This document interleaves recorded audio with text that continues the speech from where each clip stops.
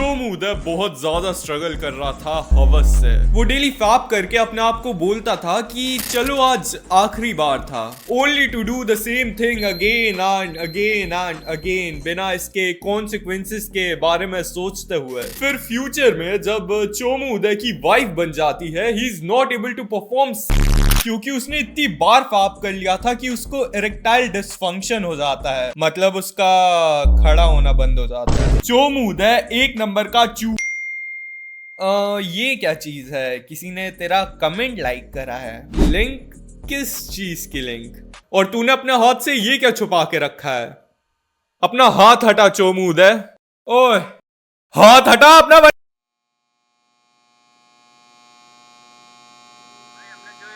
वाली वीडियो डाली थी, इस पे 1 मिलियन प्लस व्यू आए हैं। लिंक आपके डीएम में 1 सेकंड के अंदर आ जाएगी। अगर लिंक नहीं आती है तो कमेंट में गाली देके जाना, पर फॉलो कर कमेंट करना, तभी लिंक मिलेगी। तो कुछ दिनों पहले मुझे मेरे भाई हर्ष का मैसेज आया था पायल गेमिंग के बारे में, और उस वक्त पे मैं एक दूसरी वीडियो पे काम कर रहा था, पर आई हैड टू स्टॉप क्योंकि ऑनेस्टली ये चल क्या रहा है इस दुनिया में। इमेजिन तुम अपना खून पसीना लगा के रगड़ के पिछले 6 सालों से मेहनत कर रहे हो, वीडियोस बना रहे हो, और पूरे इंटरनेट को बस तुम्हारी एक फेक वीडियो लगती है तुम्हारी पूरी रेपुटेशन और सेल्फ स्टीम की धजिया उड़ाने के लिए। कुछ लोगों की हवस की वजह से, वही सेम हवस, वही सेम एडिक्शन जिससे तुम स्ट्रगल कर रहे हो, उसी सेम हवस की वजह से एक लड़की की जिंदगी इस एक्सटेंट तक खराब हो सकती है। और यहां पे ना मैं तुम्हें किसी भी गिल्ट ट्रैप में डालने की कोशिश नहीं करूंगा कि हम एक लड़की के साथ ऐसा कैसे होने दे सकते हैं। इमेजिन अगर ये पायल गेमिंग नहीं होती, अगर इसकी जगह तुम्हारी माँ, बेटी या बहन होती, तो क्या तुम इसी सेम तरीके से रिएक्ट करते? क्योंकि it is not going to work. तुम्हारा ये चीज खुद को बोलना कि तुम आज के बाद से कभी भी फैप नहीं करोगे, तुम आज के बाद से कभी भी नहीं देखोगे, इज दी सेम एज कि तुम अपने आप को ये बोलो कि तुम आज के बाद से बस दिन भर लगातार काम करते रहोगे और एक भी सेकंड के लिए रेस्ट नहीं करोगे। It is not possible. The fact is कि कल तुम ये चीज दोबारा करोगे, एंड जब तुम ये दोबारा करोगे you will feel like a worthless loser, क्योंकि तुमने अपने आप को दिया हुआ प्रॉमिस तोड़ दिया था that you will never fap again. तुम जितनी भी बार अपने इस प्रॉमिस को तोड़ते जाते हो, you start feeling worse and worse and worse to the point कि तुम अपनी एग्जिस्टेंस को तक हेट करने लगते हो। तुम अपनी खुद की शक्ल शीशे के सामने देखने से रिजेंट करने लगते हो। तो how do you break this endless cycle of despair, जिसको कि हम दूसरे भाषा में हवस या फिर एडिक्शन बोलते हैं? सबसे पहली चीज आती है डोंट डू नो फैप। अभी नो फैप ना करने से मेरा मतलब ये नहीं है कि तुम दिन भर मुट्ठी बजाते रहो, नहीं। नो फैप ना करने से मेरा मतलब यहाँ पे ये है कि जब भी तुम नो फैप पे जाते हो, उससे पहले तुम अपने दिमाग को ये चीज़ मेंटली और सबकॉन्शियसली कन्विंस करते हो कि आज इस मोमेंट के बाद से मैं कभी भी फैप नहीं करूँगा, मैं कभी भी नहीं देखूंगा। बट व्हेन बाद में जब you actually end up doing it, तुम अपने आप को देखने के नज़रिए को डिग्रेड कर लेते हो, तुम अपनी सेल्फ इमेज को डिग्रेड कर लेते हो, क्योंकि तुमने अपने आप को दिया हुआ एक सिंपल सा प्रॉमिस फुलफिल नहीं करा। And let me tell you this, तुम्हारा खुद को देखने का नजरिया, तुम्हारी self image is the most important thing in this world. ये तुम्हारे फैमिली से भी ज़्यादा इंपॉर्टेंट है, ये तुम्हारे फ्रेंड्स से भी ज़्यादा इंपॉर्टेंट है, ये सबसे ज़्यादा इंपॉर्टेंट है। अगर तुम आज अपने आप को वर्थलेस मानने लगे, अगर तुम आज अपने आप को चूतिया मानने लगे, तो it will be over for you. तुम्हारी लाइफ में जितने भी गोल्स, जितने भी ड्रीम्स हैं, सब तबाह हो जाएंगे। तो क्या मैं ये बोल रहा हूं कि तुम्हें फैप करने के बाद बुरा फील नहीं करना चाहिए? Absolutely not. बुरा फील करो, पर अपने दिमाग को ऐसा मत कंडीशन करो कि you feel like a useless piece of shit. पर कैसे? How can you avoid feeling like a loser after fapping? तुम फैप इसलिए करते हो, तुम इसलिए देखते हो क्योंकि तुम्हारी मेंटल हेल्थ बेकार है, तुम लाइफ में खुश नहीं हो। एंड अगर तुम्हें खुश होना है लाइफ में, तो तुम्हें प्रोग्रेस करनी पड़ेगी। एग्जाम्पल के लिए मान लो तुम एक सूखी लकड़ी जैसे दिखते हो, पर फिर तुमने एक्सरसाइज करना चालू कर दी, तुमने अपने फिजिक में प्रोग्रेस करना चालू कर दी, and then you start looking good after some time, and तुम खुश हो जाते हो, तुम्हारी मेंटल हेल्थ अच्छी हो जाती है because you made progress. Same goes with पढ़ाई। तुम्हारे मार्क्स अच्छे नहीं आते थे, पर फिर तुमने अपने पढ़ाई करने का वॉल्यूम बढ़ा दिया, तुमने अपने पढ़ने की स्ट्रैटेजीज को चेंज करा, एंड देन तुम्हारे मार्क्स अच्छे आने लगे, तुमने अपने मार्क्स में प्रोग्रेस करी, एंड फॉर अ रिजल्ट तुम और ज्यादा खुश हो गए। इन दोनों चीजों के ऊपर काम करने की वजह से तुम्हारी मेंटल हेल्थ ज्यादा अच्छी हो गई, क्योंकि तुमने इनमें प्रोग्रेस करी। तुम ज्यादा खुश होते जाते हो, तुम ज्यादा हैप्पियर होते जाते हो when you make progress in anything in your life. तो क्या हो अगर हम यही सेम चीज, यही सेम प्रिंसिपल फैपिंग पे अप्लाई करें? तो क्या हो अगर हम अपने आप को ये ना बोल के कि आज के बाद से मैं कभी भी फैप नहीं करूंगा, and when then you actually end up doing it you feel like shit? क्या हो अगर हम इस पे धीरे धीरे प्रोग्रेस करें? तो जैसे मान लो अगर आज मैं एक दिन में 2 बार फैप कर रहा हूं, तो नेक्स्ट डे मैं कोशिश करूंगा कि मैं एक दिन में 1 बार फैप करूं, देन उसके नेक्स्ट वीक, नेक्स्ट डे नहीं, नेक्स्ट वीक, देन उसके नेक्स्ट वीक मैं कोशिश करूंगा कि मैं 2 दिन में 1 बार फैप करूं, देन उसके भी नेक्स्ट वीक मैं कोशिश करूंगा कि मैं 4 दिन में 1 बार फैप करूं, देन उसके नेक्स्ट वीक मैं कोशिश करूंगा कि मैं 1 वीक में एक बार फैप करूं। तुम इस चीज को चुटकी बजा के खत्म नहीं कर सकते हो, तुम्हें टाइम देना पड़ेगा अडाप्ट होने के लिए। इसलिए मैंने तुम्हें बोला था कि डे बाय डे प्रोग्रेस मत करो इस चीज पे, वीक बाय वीक करो। और प्रोग्रेस, हाँ, जब तुम इस चीज पे प्रोग्रेस करोगे you will get happier, and जब तुम खुश होगे तब तुम्हारी मेंटल हेल्थ बढ़ जाएगी, एंड जब तुम्हारी मेंटल हेल्थ अच्छी हो जाएगी you will automatically start fapping less. एक चार्ट बना लो जिसमें तुम अपने हर वीक को ट्रैक करते हो। मान लो अगर जैसे मैं वीक 3 पे हूं और मेरा ये गोल है कि मैं 4 दिन में 1 बार फैप करूंगा, एंड अगर मैं इसमें 4 दिन के बजाय दूसरे दिन में ही रिलैप्स कर लूं तो मैं उतना भी ज्यादा बुरा फील नहीं करूंगा, क्योंकि आज से कुछ हफ्तों पहले तो मैं एक दिन में 2 बार फैप कर रहा था, पर आज मैंने 2 दिन से फैप नहीं करा है। एंड अगर तुम्हें शर्म आती है कि कोई तुम्हारा ये चार्ट देख ना ले, तो instead of naming it something like Hastamathon chart, name it like workout या meditation chart। वर्कआउट और मेडिटेशन से याद आया, अगर तुम्हें हवस को रोकना है, अगर तुम्हें अपने एडिक्शन को रोकना है, तो तुम्हें अपनी लाइफ से सारी नेगेटिव चीजों को बाहर निकालना पड़ेगा। वो सारी चीजें जो कि तुम्हारे लाइफ में एक नेगेटिव एनर्जी लाती हैं। नेगेटिव एनर्जी कहीं से भी आ सकती है, it can come from your family, from your friends, even from the content जो कि तुम ऑनलाइन देखते हो। जैसे अभी जब तुम इस वीडियो को देख रहे हो तो तुम्हें थोड़ी सटल सी पॉजिटिव सी फीलिंग आ रही होगी, क्योंकि तुम इस वीडियो को अपने आप को इम्प्रूव करने के लिए देख रहे हो।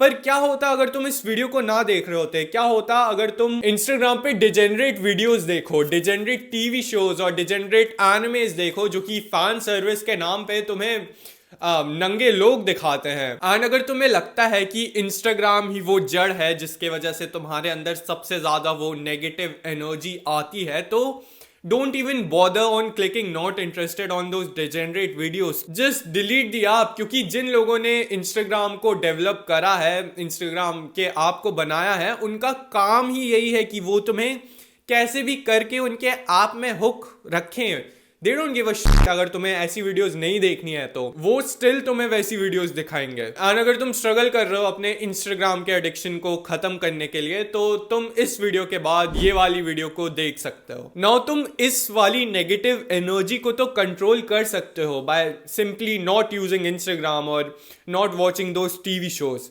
पर तुम उस नेगेटिव एनर्जी को कैसे ओवरकम कर सकते हो जो कि तुम्हें तुम्हारे पेरेंट्स से आती है, जो कि दिन भर तुम पे चिल्लाते रहते हैं, या फिर जो तुम्हारे फ्रेंड्स, सो कॉल्ड फ्रेंड्स से आती है, या लोगों से आती है जो कि दिन भर तुम्हारा मजाक उड़ाते रहते हैं और तुम्हारी सेल्फ वर्थ, सेल्फ इमेज को गिराते रहते हैं। तुम ऑनलाइन जो भी कंटेंट देखते हो उससे आती हुई नेगेटिव एनर्जी तो अवॉइडेबल है, क्योंकि अगर तुम्हें उसको अवॉइड करना है तो तुम्हें बस उस कंटेंट को देखना बंद करना पड़ेगा।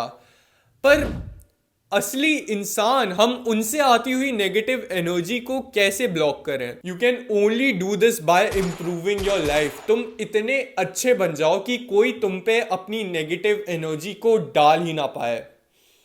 चलो मैं ना तुम्हें एक सच्चाई बताता हूं। मान लो तुम कितने भी साल के हो, 15, 18, 25, जितने भी साल के हो, और तुम स्ट्रगल कर रहे हो कि तुम अपनी लुल्ली के साथ ना खेलो। Whereas there is a guy out there जो कि तुम्हारी ही उम्र का है और उसने तुमसे पहले चालू करा था। उसको देखने से कोई दिक्कत नहीं होती है, उसको आलस की दिक्कत नहीं आती है, वो लगातार 12-13 घंटे काम कर लेता है without any issues. And this will be the same guy, this will be the same man जो कि तुमसे तुम्हारी फ्यूचर वाइफ को छीन के चला जाएगा एंड तुम वहां पे बस खड़े होके उसको देखते रह जाओगे, क्योंकि all that you have done in your life is train yourself to be like a cock. तुम जब उन दोनों को साथ में देखोगे तो तुम्हें गुस्सा नहीं आएगा, तुम उनको वहां पे भी देख के शायद हिलाने लगो, हु नोज। तुम यहाँ पे उस सेम ग्रुप में हो जिसमें कुछ लोग एक लड़की की फेक वीडियो वायरल कर देते हैं and they ruin everything for her. Whereas that guy, वो आदमी तुमसे लाख गुना ज्यादा सक्सेसफुल है in every aspect of your life. तो क्वेश्चन आता है कि तुम उस आदमी की तरह कैसे बन सकते हो? You need to become more masculine और तुम्हें सेल्फ इंप्रूवमेंट पे आना पड़ेगा। यहाँ पे मैस्कुलिन बनने से मेरा मतलब ये नहीं है कि तुम बिल्कुल वो सिग्मा मेल वाला फालतूगिरी फॉलो करने लगो, नहीं। मैस्कुलिन बनने से मेरा मतलब यहाँ पे ये है कि you need to do the things जो कि तुम्हें एक मर्द बनाती हैं। अगर तुम्हें थोड़ा सा क्रिंज साउंड कर रहा होगा कि ये मैं क्या बोल रहा हूँ, तो just tell me what is more cringe, becoming more masculine या फिर having sex with your hand? एक मैन बनने के लिए, एक मर्द बनने के लिए सबसे पहले तुम्हें अपने लाइफ में एक पर्पस ढूंढना पड़ेगा। तुम्हारे पास तुम्हारे लाइफ में एक ड्रीम, एक गोल ढूंढना पड़ेगा जो कि तुम्हें एक रीजन देता है डेली सुबह उठने का, जिसके बारे में तुम्हें सुबह उठने के तुरंत बाद सबसे पहला थॉट आता है, जिसके बारे में तुम्हें रात को सोने से पहले सबसे लास्ट थॉट आता है। एक गोल, एक ड्रीम, एक पर्पस। ये कुछ भी हो सकता है, can either be cracking any competitive exam या फिर स्टार्टिंग अ बिजनेस या फिर डूइंग यूट्यूब।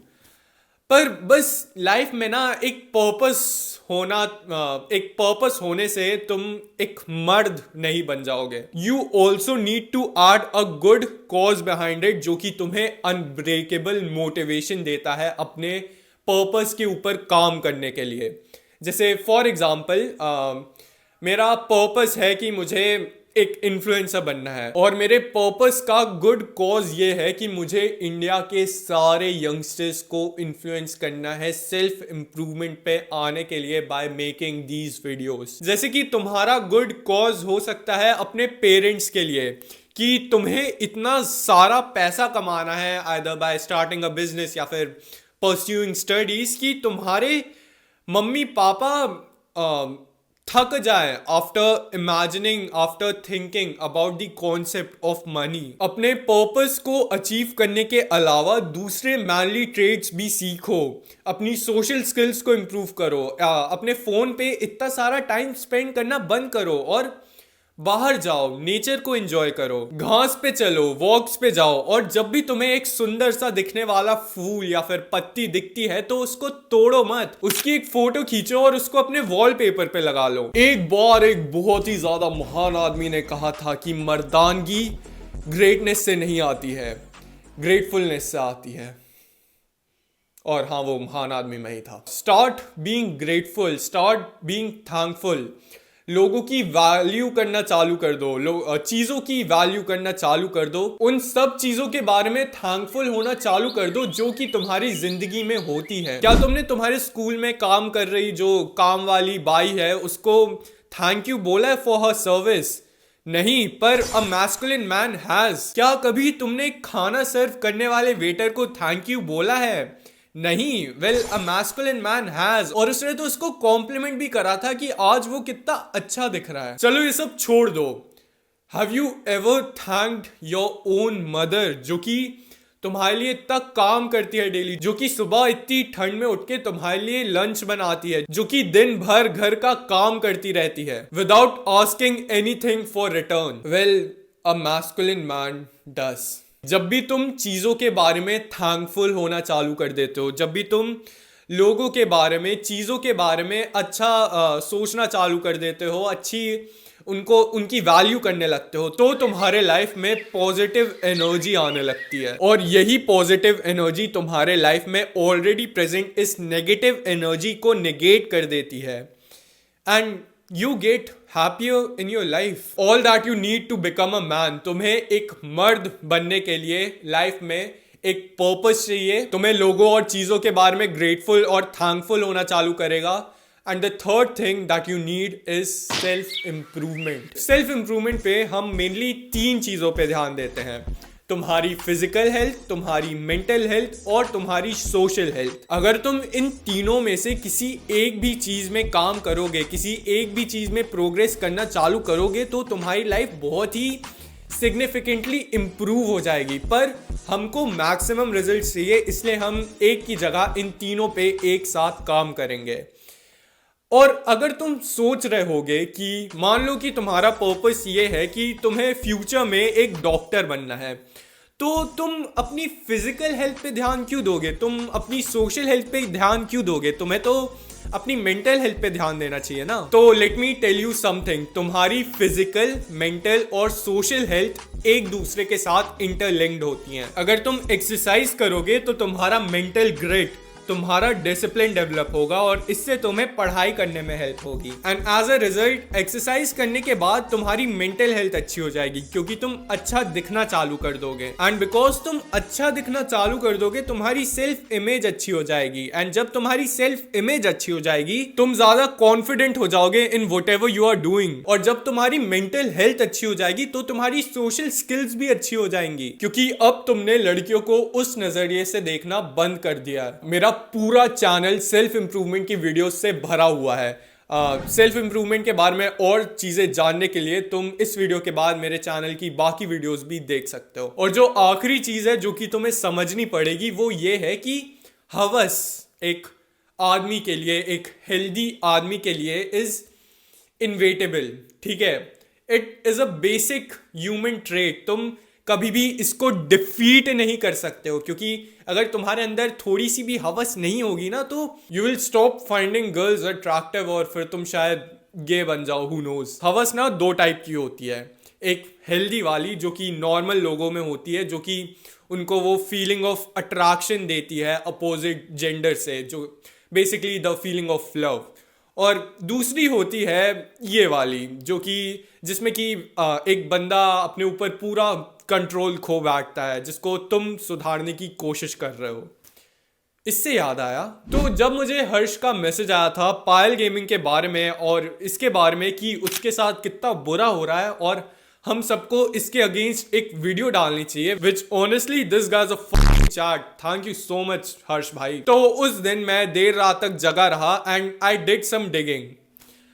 अपेरेंटली इंस्टाग्राम पे एक अलग ही गूनर लोगों का जॉनरा है, एक ऐसे लोगों का जॉनरा है जिसपे कोई एक लड़की की शॉर्ट क्लिप डालता है, which is obviously the starting of a corn video, and then वो बोलता है कि कमेंट करो लिंक और तुम्हारे डीएम्स में ये फुल लेंथ वीडियो आ जाएगी। पहले तो मुझे लगा कि ये क्या बंदा है, do people actually really do this?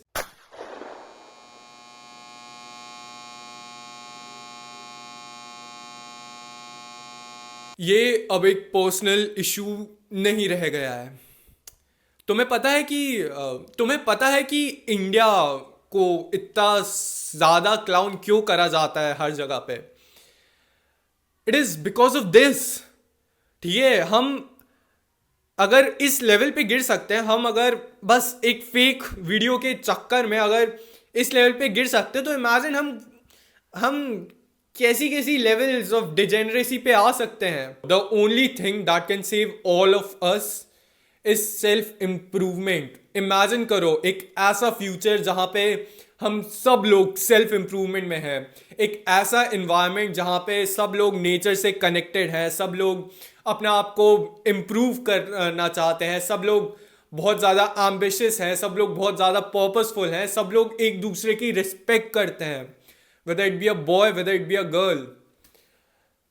Well, मेरा नाम है महान उदय और मेरा ये सपना है कि मैं इंडिया के सारे यंगस्टर्स को इन्फ्लुएंस करूं कि वो लोग सेल्फ इम्प्रूवमेंट पे आए, and I will work my hardest to do so. ये मेरा वादा है। चलो बाय।